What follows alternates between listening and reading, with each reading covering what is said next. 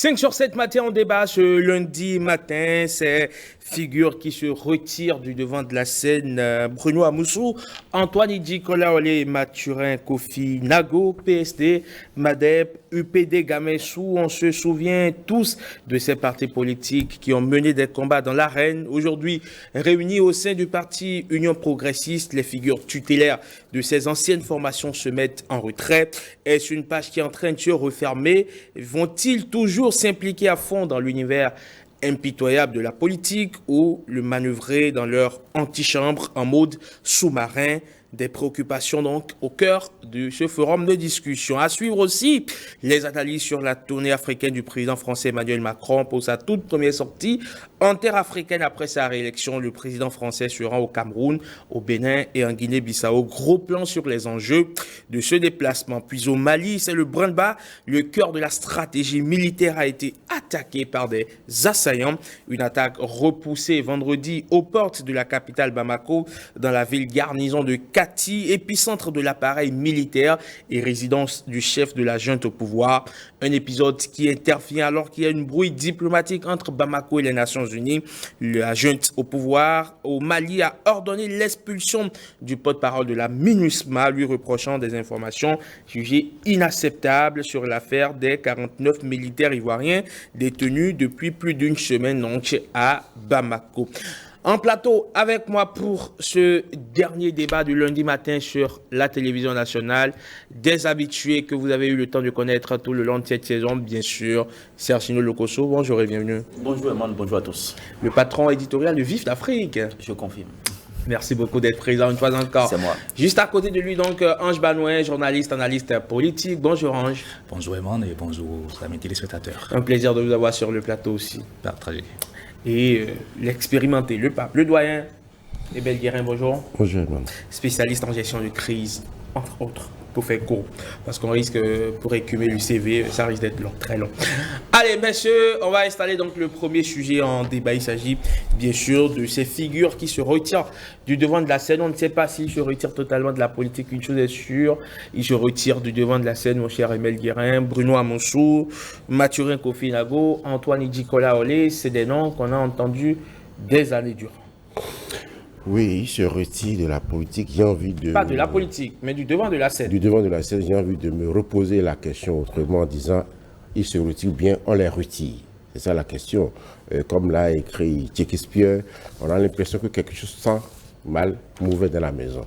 À partir du moment où, quand vous prenez quelqu'un comme Bruno Amoussou, qui est toujours dans le dispositif politique, j'ai dit bien politique, du président Talon, et les choses se sont tellement, la manière dont les choses sont précipitées, ça m'amène à poser deux hypothèses.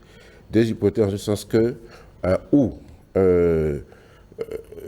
sur une question donnée, les positions ne sont pas accordées, forcément. Il y a quelque chose qui ne va pas. Ça, c'est évident.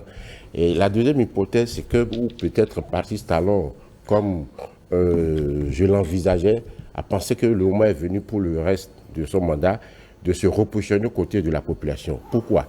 Simplement compte tenu de la personnalité qui a pris la présidence de l'Union progressiste en la personne de Joseph Tchokbenou. Il n'est pas novice, il n'est pas n'importe qui. Il avait aussi un parti qui, je me rappelle, a fait un travail de fourmi sur le terrain en 2015 pour aller aux élections. Il avait formé des jeunes qui passaient de maison en maison pour expliquer la vision de l'alternative citoyenne. Et ce sont des soutiens de premières heures de Patrice Talon, contrairement à Nago qui était allé ailleurs, et derrière Moussou Bruno, pour parler de lui. Il n'a pas su contenir en 2016 l'Union fait la nation. L'Union fait la nation s'est divisée en deux parties. Une partie est allée vers Sissou et l'autre est restée, donc lui à la tête, avec Patrice Talon. Donc moi je pense qu'aujourd'hui, le président Patrice Talon peut-être a vu juste, certainement, en repositionnant, en remodelant les choses telles qu'elles devaient être.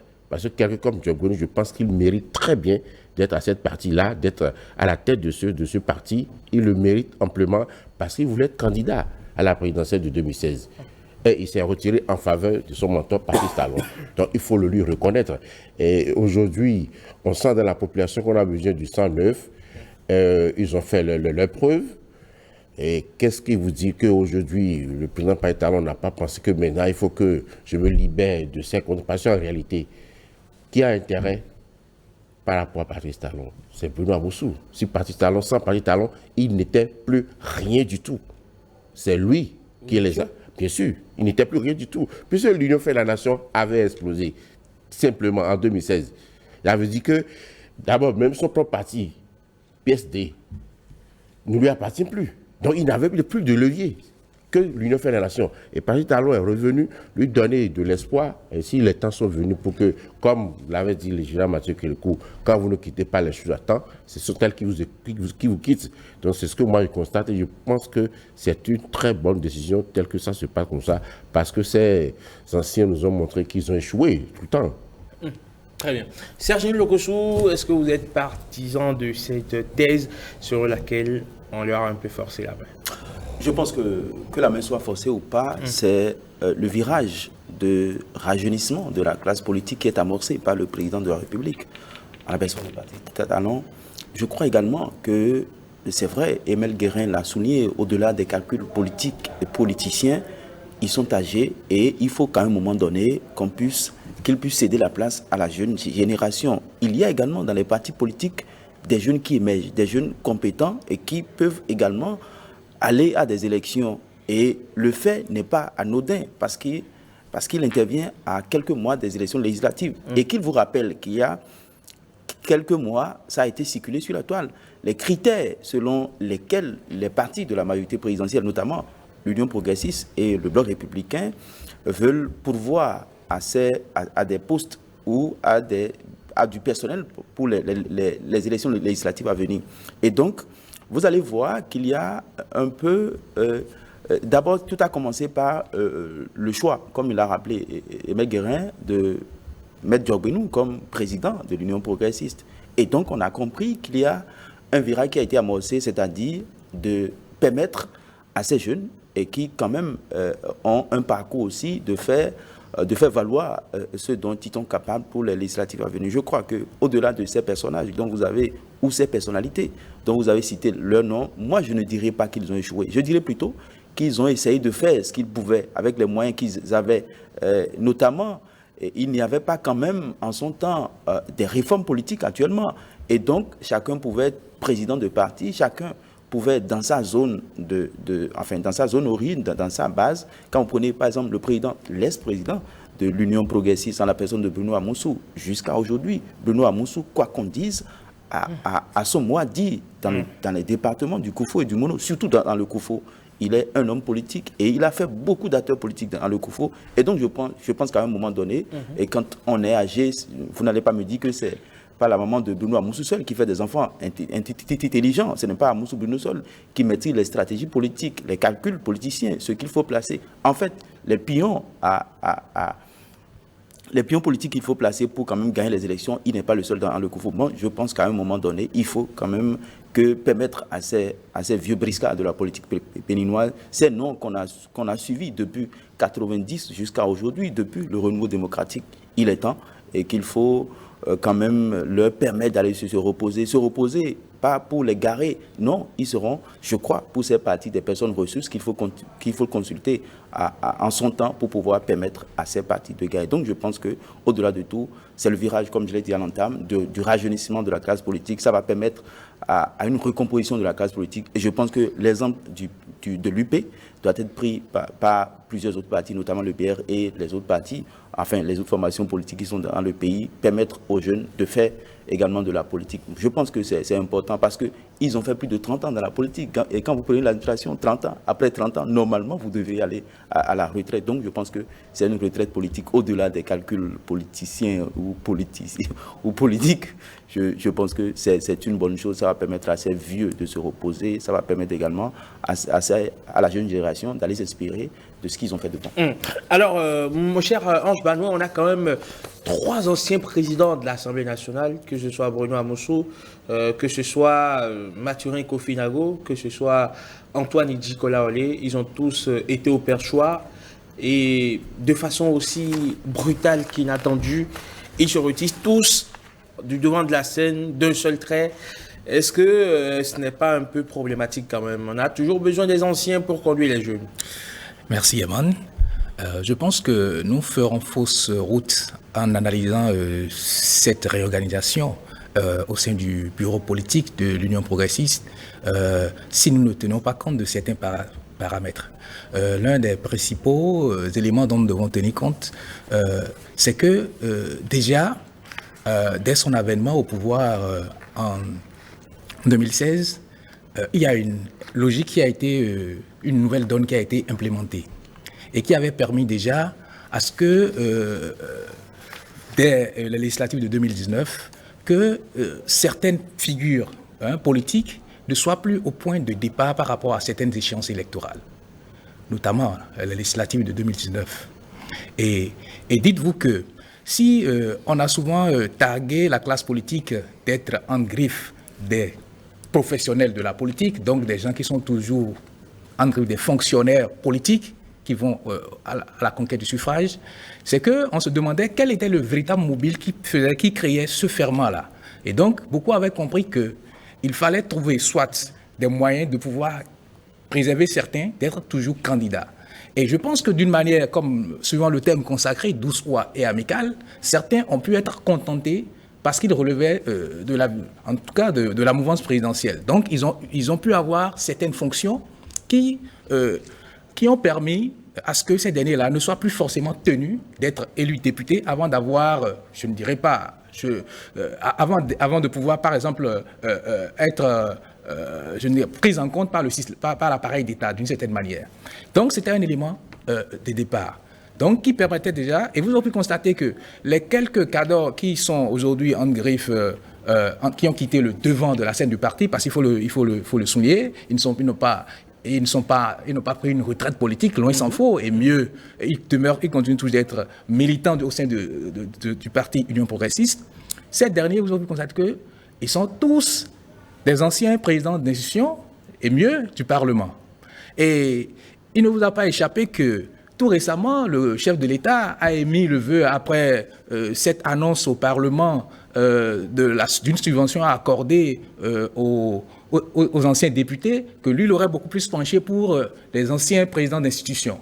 Et donc, quelque chose amène à dire que cette cuisine-là doit être en marche, et d'une manière ou d'une autre, s'il s'agissait d'une manière de contenter, en termes de façon pécuniaire, des personnes d'un certain âge ou bien d'un âge certain qui ont occupé des fonctions, pour pouvoir au moins leur assurer une retraite paisible, tout sera mis en œuvre pour que, d'une manière ou d'une autre, ces derniers-là soient contentés. Maintenant, sur le plan politique stratégique, c'est qu'il faut remarquer que nous ne pouvons pas parler de cette reconfiguration et mieux de ce positionnement, parce qu'il faut chercher d'abord à savoir qui est-ce qui est positionné en tant que premier responsable du parti Union progressiste aujourd'hui. Et à travers cela, lire pour comprendre à quelle fin, à quel dessein on peut faire ce genre de rabattage de cartes lorsqu'on est à moins de 6 mois des législatives de 2023 et qu'on a aussi dans le viseur la présidentielle de 2026. Et lorsqu'on fait cette analyse, déjà dans mon essai paru en 2021, moi j'annonçais déjà Joseph Djogbenou comme étant dans le boss des réservistes au cas où Patrice Talon ne serait pas candidat. Et mieux, étant donné qu'il avait la latitude de se présenter, donc, et mieux, Djogbenou qui en 2016 déjà s'est retiré pour soutenir son mentor, ce n'est pas en 2021 qu'il va vouloir le challenger. Donc, une fois que la mission, aujourd'hui, je ne dirais pas, les jeux sont clairs et que Patrice Talon est à nouveau président de la République, c'est qu'il faut forcément à ce qu'on puisse positionner des gens qui sont de potentiels candidats pour pouvoir leur faire valoir et également leur permettre de pouvoir se valoir. Parce que dites-vous que s'il n'y avait pas les élections générales en 2026, je ne pense pas que, même si on allait faire un changement, que Joseph Djogbenou soit président de l'Union progressiste. C'est dit que oui, ce positionnement-là, tout ce qui se fait aujourd'hui, c'est juste des calculs politiques. Parce que n'oubliez pas, et comme Joseph Djogbenou lui-même l'a dit à sa conférence de presse, ce sont les objectifs qui comptent dans la vie. Il y a des objectifs. C'est vrai qu'il ne faut pas perdre de vue l'objectif. Et donc, l'objectif n'est pas à perdre de vue. Voilà. D'accord. Alors, mon cher Emile Guérin, est-ce qu'il y a une chance encore aujourd'hui de voir que ce soit Bruno Amoussou, ou que ce soit Antoine Nicolas ou Mathurin Kofi Nago, dans la course pour les législatives de 2023, où c'est fini, c'est mort? Je pense que c'est mort. Je pense que c'est mort. Si même je vais dans le sens de mon cher ami qui estime que c'est peut-être dans le dessein de mettre les anciens présidents de nations dans un cadre institutionnel, ça veut dire qu'il ne peut plus revenir. Donc d'une manière ou d'une autre, moi je pense que cela, c'est vraiment mort et terminé. Maintenant, vous savez, il s'est passé un événement en 2020, je crois, lors des dernières élections municipales. Alors moi, je me suis posé la question, quand les députés étaient retenus à l'Assemblée pour voter une loi explicative, je me suis posé la question, à qui profite cette loi? Ce sont partis, c'est à l'UP que ça a profité. Et ça n'a rend en rien Patrice Talon. En quoi Patrice Talon était gêné d'avoir 10 ou quelques maires de l'opposition, alors que ils ne sont que des FCBE. Ça veut dire quoi? Alors, il fallut simplement que des consignes furent données pour dire, écoutez, pas d'alliance avec le FCBE. Et là, le jeu est clair, on n'a pas besoin d'aller à l'Assemblée. Donc moi, je pense que ce sont des actes en tant qu'ils ont été posés, mais qui n'arrangent pas le président. Et si aujourd'hui, il prend conscience que, enfin, il faut que je prenne le cap de ce que j'ai promis en 2016. Vous savez, en 2016, je suis sûr que c'était un projet de parti alternatif citoyen il y avait des fiches individuelles où ceux qui étaient membres de l'alternative citoyenne et qui avaient soutenu le chef de l'État en 2016 nous disaient que le président Talon voulait connaître chaque membre, chaque électeur dans son pays. Donc il y avait des fiches individuelles. Ça a donné quoi? Rien.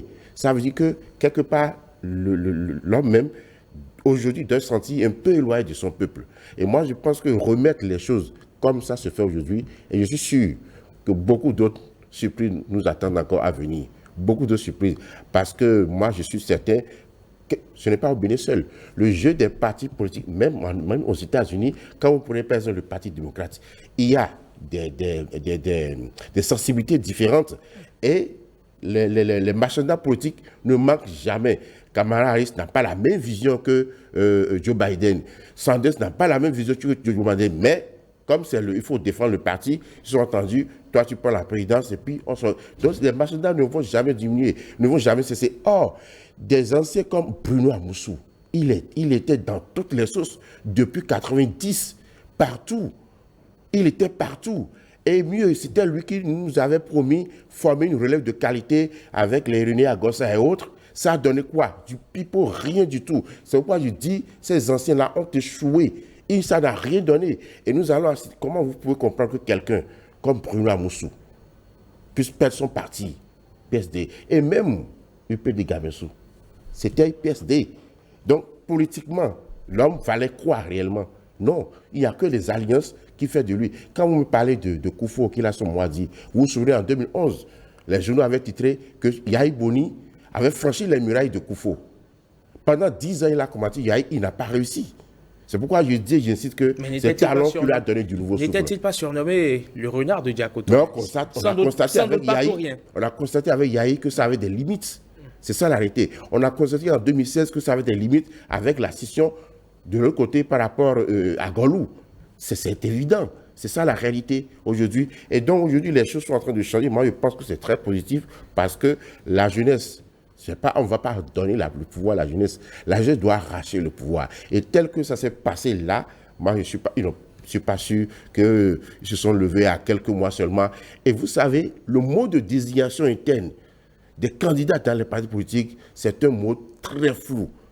Il y a des spéculations, c'est pas possible, des frustrations qui sont créées quand vous n'êtes pas proche des responsables, vous n'êtes pas positionné. C'est ça la réalité. Et si de l'autre côté, la vision que le chef de l'État a par rapport au système partisan, et constate que les mêmes méthodes sont encore en cours dans ces partis, eh, écoutez, il faut quand même qu'il fasse la rupture de façon la plus courtoise mais ferme possible, comme je suis en train de le constater. Très bien. Alors, mon cher Sergino Lokossou, est-ce que vous pensez effectivement, sinon vraiment, qu'au fond, quelqu'un serait-il en train de se débarrasser, en griffe vraiment, d'alliés politiques, de cadors, de caciques devenus gênants? Écoutez, nous sommes en politique. Et en politique, tous les coups sont permis, on va dire. En politique, tous les calculs également sont permis. Je pense que fondamentalement, ce que moi je salue dans cette décision, même s'il y a quelqu'un derrière qui est en train de ranger au placard des anciens classiques, je pense que ça a quand même l'avantage de bénéficier aux jeunes. Aujourd'hui, quand vous suivez les discours de ces anciens, c'est que la jeunesse est le fer de lance. Quand est-ce que la jeunesse ira au pouvoir? Moi, je pense que fondamentalement, c'est une responsabilité qui est adressée à ces jeunes qui sont dans des formations politiques pour pouvoir quand même montrer de quoi ils sont capables. C'est vrai qu'ils sont rangés au placard. Est-ce qu'ils ne vont pas toujours intervenir dans la politique? C'est l'autre interrogation. Mais je pense que ces partis, ceux qui sont dans ces partis, militants de ces différents partis, où il y aura dans les jours à venir ou les semaines à venir, on va assister à une grande recomposition. Je pense que c'est de tisser la nouvelle corde au bout de l'ancienne, si l'ancienne n'est pas effilochée, évidemment. Et donc, il faut savoir prendre conseil chez ces années-là pour pouvoir quand même essayer d'organiser les choses autrement, parce qu'il faut quand même que la politique, il faut que le militantisme soit adapté à nos réalités. Les réalités de 2022, je continue de le dire, ne sont pas les réalités de 90, ne sont pas les réalités de 98 ou de 97 ou de 96. Et donc, je pense que c'est fondamentalement ce qu'il faut saluer, c'est une bonne décision. Ça va participer au rajeunissement de la classe politique et également montrer également que la politique forcément n'est pas une carrière, parce qu'il y en a qui sont députés depuis 90 jusqu'à récemment. Et donc je pense qu'il faut quand même permettre aux jeunes qui sont dans les différentes localités, dans les différents départements, dans les différentes circonscriptions électorales de prouver ce dont ils sont capables. Et je pense qu'aujourd'hui, sur tout le territoire national, il y a des jeunes compétents qui veulent s'essayer à la politique et qui ont besoin qu'on leur accorde leur chance. Alors, Ange Banouin, exercer directement le pouvoir politique et le manœuvrer depuis l'antichambre, ça n'est jamais pareil. Est-ce que ces anciens ne vont peut-être pas rester nostalgiques? Écoutez, je vais peut-être vous surprendre, hein, mais vous aurez pu constater que depuis que M. Togwenoua a démissionné de la Cour constitutionnelle, tout tourne en termes parlant de la politique sur le plan national, hein, autour de l'Union progressiste. Et lorsqu'on ne parle pas de l'Union progressiste, on parle de renouvellement de la classe politique, on parle de la jeunesse. Et laissez-moi vous dire qu'en réalité, c'est juste le propre, hein, de la politique. Dans la mesure où, en réalité, suivant les grands acteurs politiques, c'est que chaque fois, il faut créer un élément, il faut créer une nouvelle dynamique qui puisse véritablement emballer l'opinion. Et la plupart ça c'est sur une confidence, je l'ai également parlé dans mon ouvrage en 2021, c'est que la plupart des leaders politiques qui ont pu rester dans le temps, c'est des gens qui, à chaque décennie au plus, arrivent à créer de nouvelles dynamiques. Et vous avez pu constater que s'il n'y avait pas eu ce nouveau repositionnement au niveau de l'Union progressiste, on parlerait de quoi aujourd'hui sur les plateaux de télévision en termes de politique d'animation à la veille des législatives de 2023? Donc pour vous, c'est une diversion? Ce n'est pas une diversion, mais juste vous dire que je dirais que l'Union progressiste a trouvé son thème de campagne.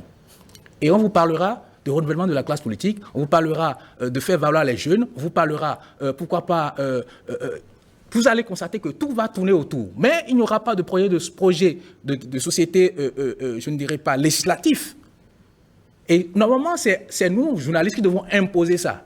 Parce que vous avez pu constater que depuis lors, tout le monde ne parle que de renouvellement de la classe politique, des jeunes, alors qu'en réalité, à l'heure où nous sommes, on devait parler en 2023, quels sont les challenges auxquels le Bénin aura à faire? Quelles sont les lois qu'on pourrait proposer pour qu'en 2023, que le Bénin ne soit plus le Bénin de 2022, qu'on ne soit plus le Bénin, en tout cas, du Parlement de la 8e législature?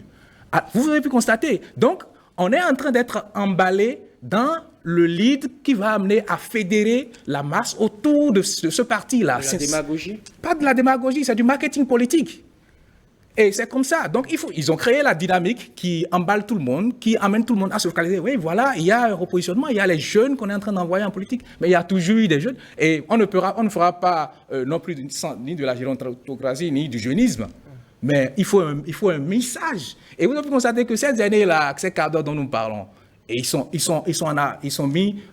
sont plus aujourd'hui en avant-plan, mais ils auront toujours à manœuvrer. Parce que lorsque vous identifiez comment on appelle ça, les caractéristiques du choix hein, lors des élections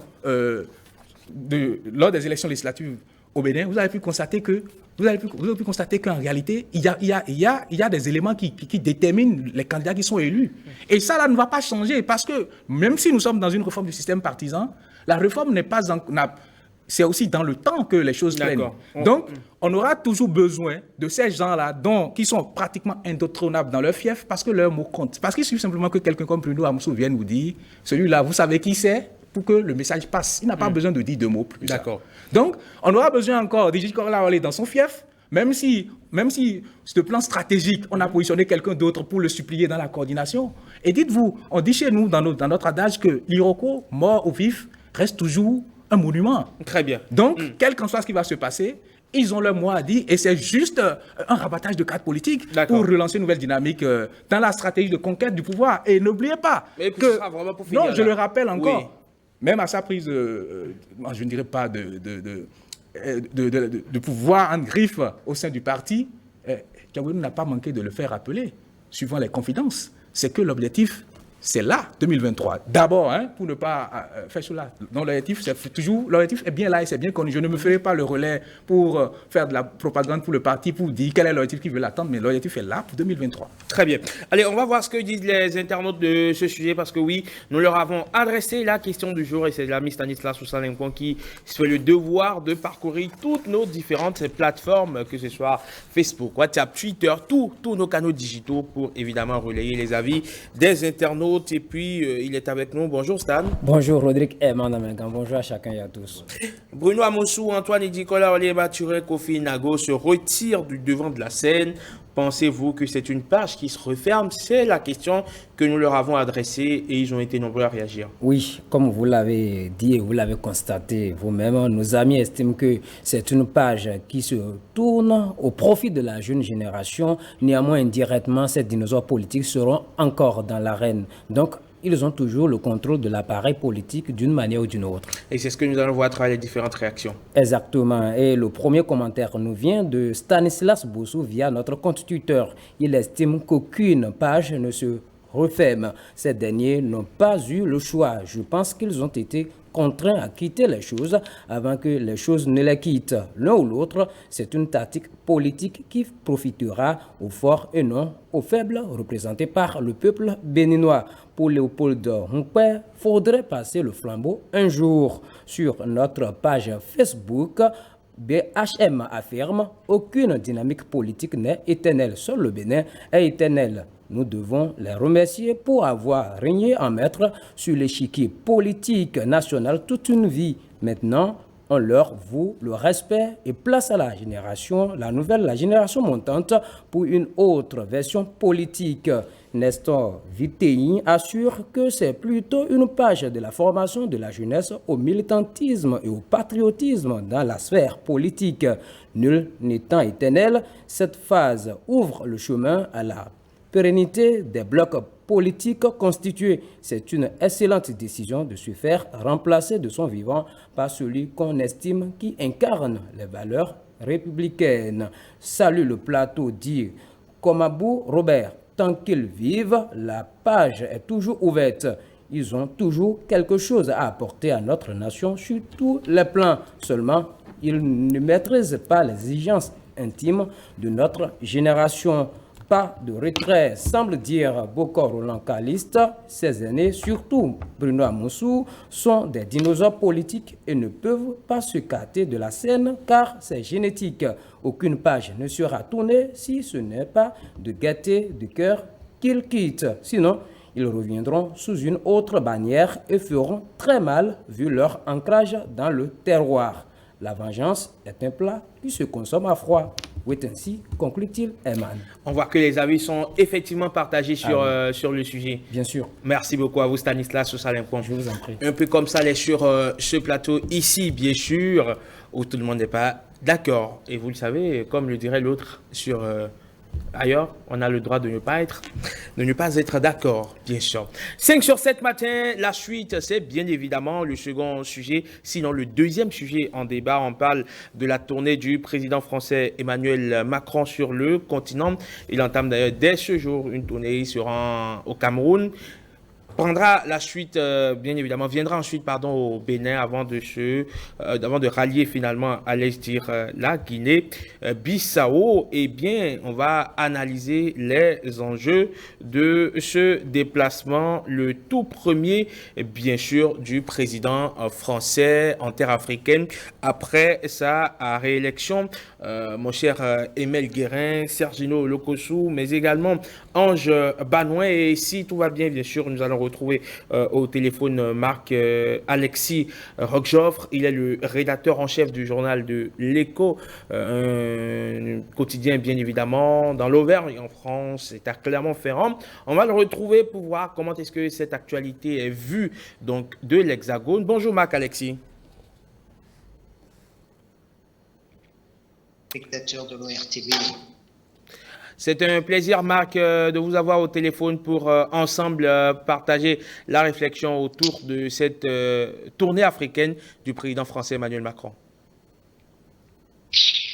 Écoutez, j'en suis ravi et je vous en remercie. Effectivement, c'est une tournée africaine, comme vous venez de le dire, puisque dans un premier temps, et à partir de demain, le président français part pour le Cameroun. Il sera ensuite mercredi au Bénin, puis jeudi en Guinée-Bissau.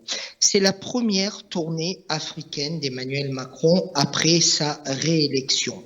En France, aller en Afrique quand on est président de la République n'est pas un hasard, c'est un acte de mise en valeur des liens qui existent entre la France et l'Afrique, mais c'est aussi un acte très important politiquement pour montrer l'importance qu'a le président de la République sur la scène internationale et notamment africaine.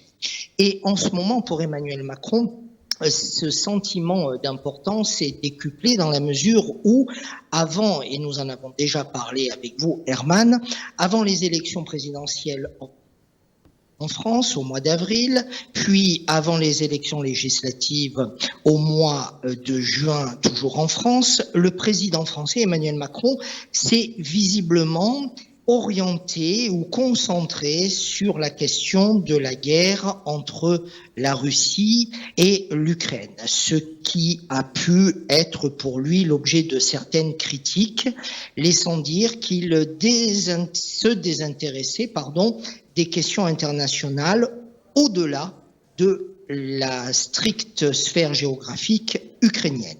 Aller en Afrique est pour Emmanuel Macron un gage d'importance sur la scène internationale, je le redis, d'autant plus qu'il est aussi un petit peu embourbé, le terme est employé à dessein, embourbé dans les affaires en France. Sa majorité, son gouvernement ne semble pas aujourd'hui imposer leur style sur la scène nationale.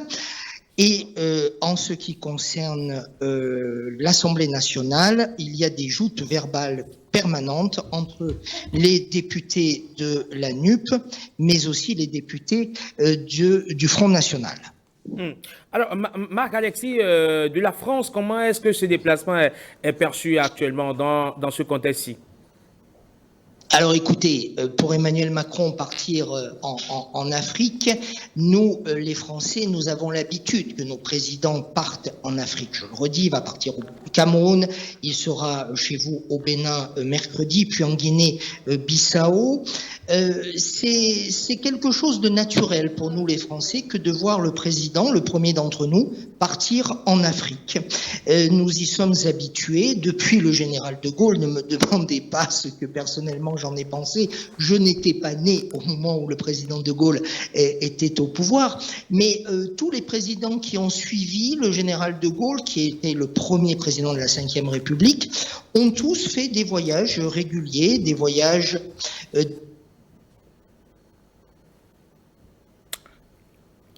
on dit des séjours d'État dans les différents pays d'Afrique. Alors, aller au Bénin a un caractère un petit peu particulier pour Emmanuel Macron. Il y va sur le thème de la crise alimentaire et de la production agricole. C'est un thème très important qui rappelle aussi la problématique actuelle de l'Ukraine. Vous ne le pour l'instant, vous, en Afrique, et qui plus est au Bénin, et tant mieux, mais nous, en France, nous sommes déjà victimes de cette guerre en Ukraine, qu'à cause du coût du blé, les matières premières, notamment le blé qui pour des hectares et des hectares venaient d'Ukraine, ont des prix aujourd'hui qui flambent et qui reposent la question des circuits courts et de la nécessité d'une agriculture pensée localement. J'ai en mémoire une interview que j'ai faite du maire de Gambo, qui passera bientôt sur les différentes chaînes du Bénin, et qui me disait au cœur des champs de maïs que si les seuls champs de maïs de Gambo étaient bien utilisés, ils pourraient nourrir la moitié de l'Afrique. Donc imaginez pour nous, Français, le contexte du circuit court et de l'agriculture locale. Et puis pour terminer sur votre question, Herman, je dirais qu'il y a maintenant à peu près 1 an, je parle sous votre contrôle, disons 18 mois, la France, et donc à travers son président de la République, Emmanuel Macron, a restitué au président Talon, président Patrice Talon, président du Bénin bien sûr, les œuvres d'art qui au cours des décennies et des siècles avaient été pillées par les Français. Ils les ont, le président Macron a restitué ces œuvres d'art au président Talon, et nous avons vu à cette occasion le rapport de la France et des Français au Bénin qui bien évidemment ont trouvé ce geste tout à fait légitime et qui arrivait, peut-être un petit peu tard, mais en tout cas il est arrivé. Merci beaucoup à vous, Marc-Alexis Rochoffre, d'avoir accepté de partager cet instant d'échange avec nous en direct sur la télévision nationale. Merci, bonne journée à tous. Merci, au plaisir de nous retrouver très très prochainement. 5 sur 7 matin, donc on revient en plateau pour continuer par débattre de ce sujet. Emmanuel Macron qui entame donc dès demain une tournée sur le continent africain, Cameroun, Bénin, Guinée-Bissau. Que vous inspire cette descente africaine de Macron? Oui, au-delà des relations bilatérales, je pense qu'il s'agit d'un repositionnement géostratégique, géopolitique, très important pour la diplomatie française. Macron vient d'ailleurs avec ses ministres des Affaires étrangères et des armées, le ministre du Développement, du Commerce, ainsi de suite. Et le Cameroun, vous savez, le président Macron, pendant son premier quinquennat, a boudé ces 2 pays, le Cameroun et le Bénin, mais il s'est rendu compte aujourd'hui, puisque sa politique en Afrique est un échec évident, comme l'a écrit le journaliste Antoine Glaser. Et donc, l'Élysée a dit clairement qu'il est temps que de repenser les partenariats avec les pays africains. Et 3 thèmes ont été préconisés par l'Élysée. Il s'agit de la crise alimentaire due à la guerre en Ukraine. Ensuite, les enjeux de la production agricole. Vous savez, il y a un projet initié par l'Union européenne, l'Union africaine, beaucoup d'autres organisations financières en Afrique. Et le Cameroun est le pays pilote pour ce projet, c'est l'initiative Farm. Vous savez, le Cameroun a des terres arables fantastiques, hein, et aujourd'hui, la France n'est que le 6e partenaire économique du Cameroun. Les relations sont froides depuis 6 ans. Donc Macron, je pense qu'il veut redonner vie à la diplomatie française. Parce que le Cameroun, vous savez, c'est le première puissance économique de l'Afrique centrale. Et sa position, vous savez, le Tchad est en instabilité, le Tchad a besoin du Cameroun, la République démocratique du Congo a besoin du Cameroun. Donc le Cameroun est dans un positionnement très stratégique pour la France, donc zone francophone. Et quant au Bénin, vous savez, récemment, comme l'a dit le confrère, Patrice Talon a fait des gestes heureux en restituant certains jeux. Peut-être que le Patrice Talon Emmanuel Macron, va profiter de cette vie pour dire, bon, écoute petit, est-ce que tu ne vas pas nous ramener... Petit, franchement. Enfin, je parle en termes d'âge. Je parle en termes d'âme. Voilà, donc notre président pourra lui dire, écoute, tu peux nous ramener le reste des œufs qui existent, non? Pourquoi pas? Mais il faut dire que l'Élysée est clair là-dessus, que le Bénin s'invite de plus en plus dans le conflit sahélien. C'est très important, compte tenu des attaques djihadistes. Quand la France a perdu du terrain au Mali, le Burkina est très instable. Le pays le plus instable au niveau du Golfe aujourd'hui, c'est le Togo et le Bénin, qui sont aussi victimes aussi du djihadisme. Et le président, notre président Talon, a bien souhaité auprès de la France des aides sécuritaires, absolument, de l'équipement, des aides aériennes pour les renseignements, ainsi de suite. C'est l'Élysée qui l'a dit, c'est pas moi qui le dis. Donc, le président béninois a émis ce vœu-là auprès du président Macron. Donc, ces questions-là seront débattues. Maintenant, ensuite, l'Élysée nous a dit que les questions individuelles de gouvernance interne pourraient être abordées, mais pas de déclaration, pas de déclaration médiatique, tapageuse qui n'aboutirait à rien, parce que c'est normal. Et donc, est-ce que cela est important pour nous, pour le peuple? Je dis pourquoi pas. Un pays ne peut pas rester en retrait de la scène internationale. Encore qu'on a une histoire, qu'on le veuille ou non, qu'il faut assumer avec la France. Donc, je crois que c'est un partenaire de taille pour nous. Maintenant, il ne faudrait pas qu'on continue comme ce qu'on faisait avant pour coucher devant eux, mais rester debout par rapport à nous défendre nos intérêts pour qu'un pays comme le Cameroun, qui à l'heure où je vous parle, a un problème de pénurie d'essence, un pays producteur du pétrole, donc du brut, qui a un problème au niveau de la pomme, c'est quand même dramatique parce qu'ils n'ont pas de raffinerie, vous comprenez. Pendant 40 ans, Paul Biya, voilà le résultat qu'il nous laisse aujourd'hui, malheureusement. Mon cher Sergino Lokossou, que vous inspire Emmanuel Macron en tournée africaine? Emel a évoqué tout à l'heure certains points, mais il y a aussi également, il y a surtout, il a commencé par le dire, la question sécuritaire, parce que le Bénin, tout comme le Togo, deux pays côtiers auparavant, je vais dire, omis, heureusement, fort heureusement, par la spirale négative du terrorisme, est en train désormais de faire figure de, je vais dire, de potentiels candidats, de potentiels clients avec des attaques par moment dans son nord.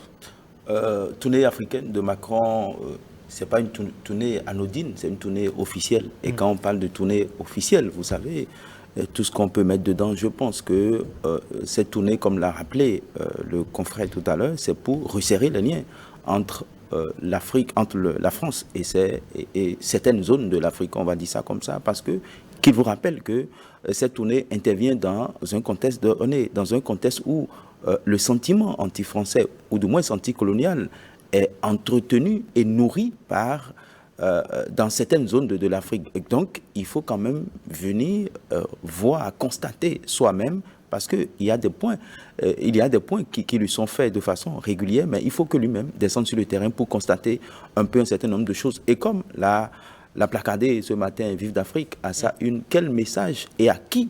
C'est la question que Vive d'Afrique s'est posée, je crois. Que fondamentalement, c'est comme quand vous suivez un peu le programme pour ce qui est du Bénin, par exemple, c'est pour rencontrer le chef de l'État, aller à la présidence, voir si véritablement les trésors patrimoniaux qui ont été envoyés sont dans de bonnes conditions, et également rencontrer un certain nombre d'acteurs de sport notamment. Et donc je crois que cette visite, elle n'est pas anodine. Cette visite va permettre peut-être de renforcer les liens. Et ce que je constate, c'est d'abord et avant tout pour les affaires, la démocratie et les droits de l'homme peut d'abord se reposer. Mais pour le moment, c'est les affaires qui comptent pour Emmanuel Macron, qui, après avoir soudé son fauteuil pour 5 ans, vient en Afrique, notamment dans des pays qu'il avait boudés, comme l'a rappelé Emel Guérin tout à l'heure, le Bénin et le Cameroun. Le Cameroun est un pays très stratégique, il faut l'avouer. Le Bénin également, depuis un certain temps, a commencé par faire des exploits. Parce qu'il vous rappelle que le fait pour le président Talon de ramener ces trésors patrimoniaux, on n'a pas idée, c'est très important. Ça veut dire qu'il a usé d'une diplomatie agissante, et pour renforcer cette diplomatie, il faut quand même que l'État français également, notamment son chef d'État, puisse également venir au Bénin. C'est également ça le jeu diplomatique, je vais dire. Et donc, il vient au Bénin pour renforcer les liens également. Et également, la question que vous avez soulevée à l'entame, les questions sécuritaires. Aujourd'hui, quoi qu'on dise, le Bénin est une terre également des djihadistes, parce que les djihadistes sont au nord du Bénin. Le Bénin, il faut le dire, à Mala, à son nord, il faut quand même diversifier. Il faut quand même que ses partenaires, parce que la guerre contre le djihadisme aujourd'hui n'est plus une guerre qui sera faite par un seul État. Il faut d'abord, il faut faire appel aux expertises extérieures pour pouvoir lutter efficacement contre ce djihadisme. Et je pense que la France a déjà une certaine expérience en Afrique, quoique on a des choses à redire par rapport à tout ce qui se passe. Mais je crois qu'aujourd'hui, le Bénin a tout intérêt à coopérer avec la France, quitte maintenant,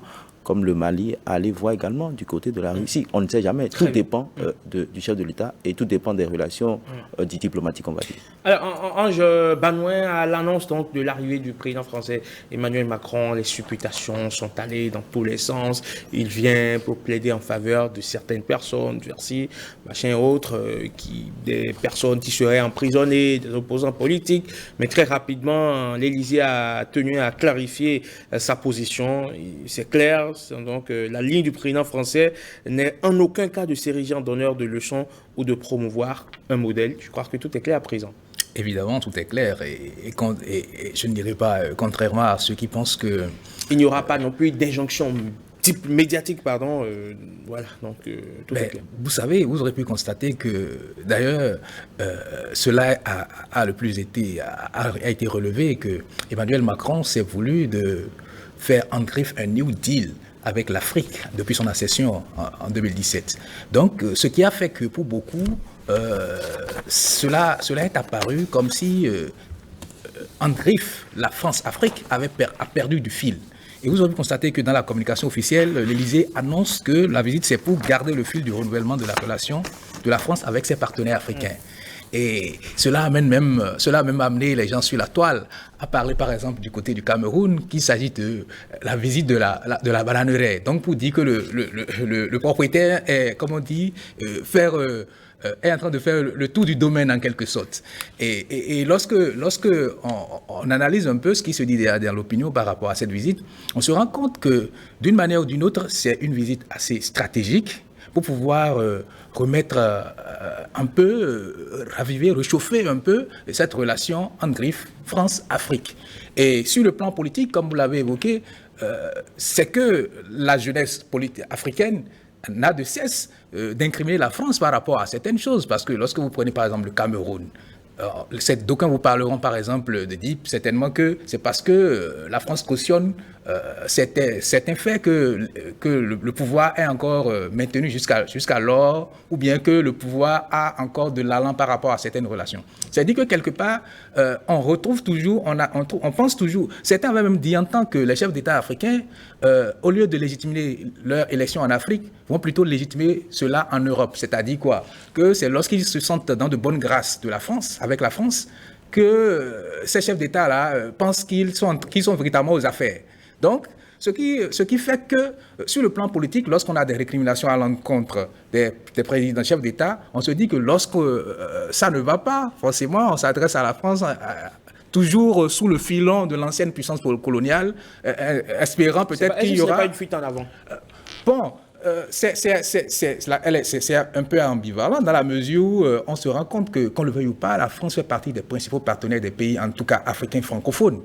Et il y a des accords qui ont été, il y a des accords qui existent. Et donc, ce qui fait que, d'une certaine manière, on pense que lorsqu'on n'arrive pas à faire passer ça en griffe, cette désidérata avec un chef d'État qui est au pouvoir, lorsqu'on arrive à faire relayer ça par la France, qu'on a plus de latitude de se faire écouter. Et je pense que sur le plan politique, par exemple, étant donné que la France est mieux, il ne vous a pas échappé que le sommet de Montpellier, avec en tout cas la conférence de Montpellier, c'était en quelque sorte pour dissuader certaines tendances de la jeunesse africaine qui portent à tout déverser, tout ce qui ne, comme malgouvernance. Certains élans à vilipender la France et à rendre la France responsable de tous ces mots. Voilà, des mots, parce qu'ils se disent que tant que... Parce que quelque part aussi, il y a comme si nous-mêmes ne sommes pas encore sortis totalement du chemin de l'ancienne colonie. On va scruter, oui, tout ceci de très près. Voilà. Maintenant, lorsqu'on revient maintenant sur l'aspect, il y a forcément aussi également un aspect géopolitique et géostratégique, surtout la question du terrorisme. Et là, c'est assez capital, parce que avec le démantèlement, je ne dirais pas, du Mali et ce qui se passe au Burkina avec les terroristes, c'est qu'il faut forcément...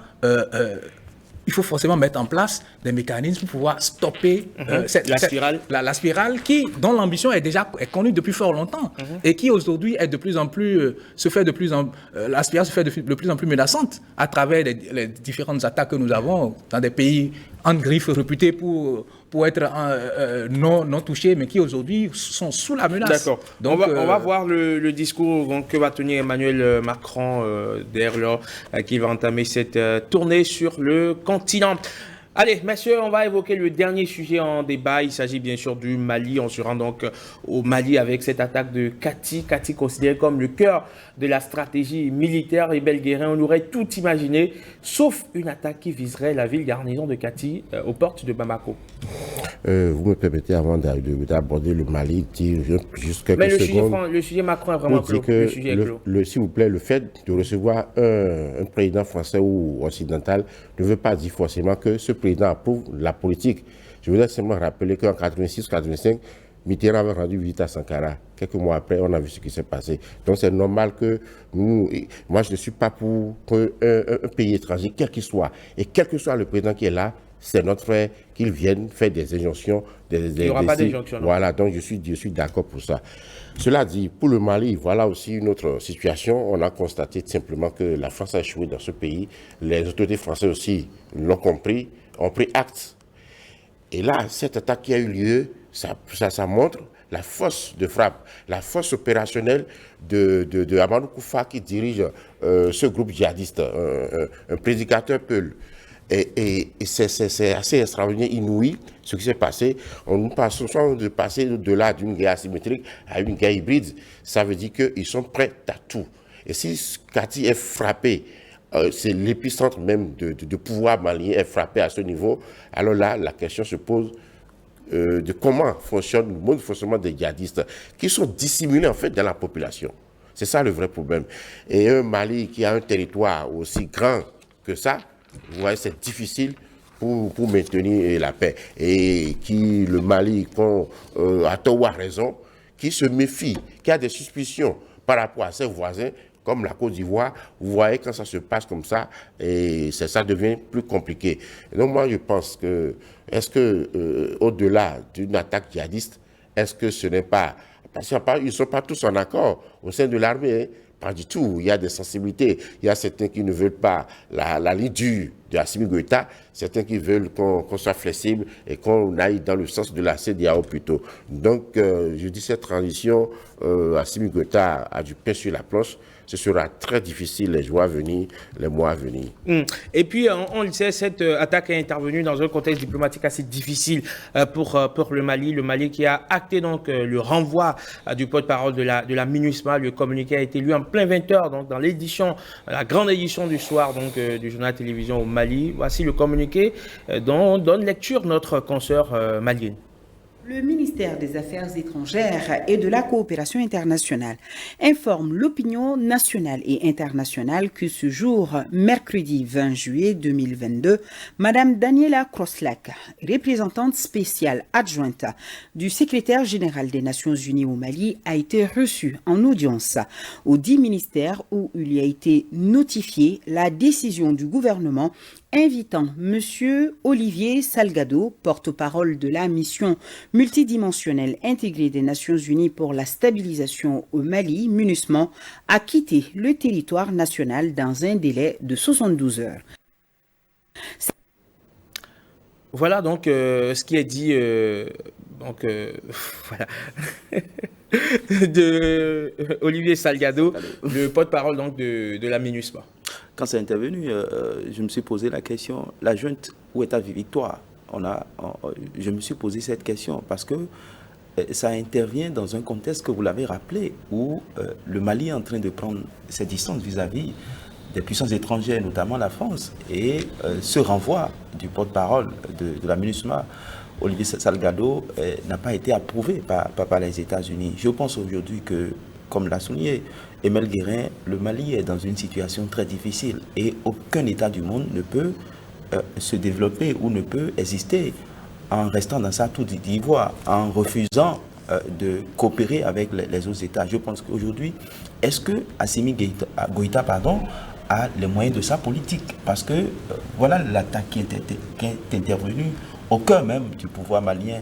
Et on se demande si Assimi Goïta, dans cette logique, lui qui est en train de foncer droit dans le mur, est-ce qu'il pourra véritablement le supporter? Est-ce qu'il a fait quand on fait des prévisions, on fait des provisions. Est-ce que Assimi a de provisions pour pouvoir supporter? À quand la fin de tout ça? Je me pose cette question. Mais ce qu'on va dire, c'est que pendant que l'homme a besoin de 1001 choses, c'est pareil pour tous les États. Nous ne savons que faire qu'un tout petit peu. Et donc, l'obligation pour nous d'entrer en relation avec les autres. Aujourd'hui, je pense que, comme l'a souligné Emile Guérin, il y a des sensibilités dans l'armée.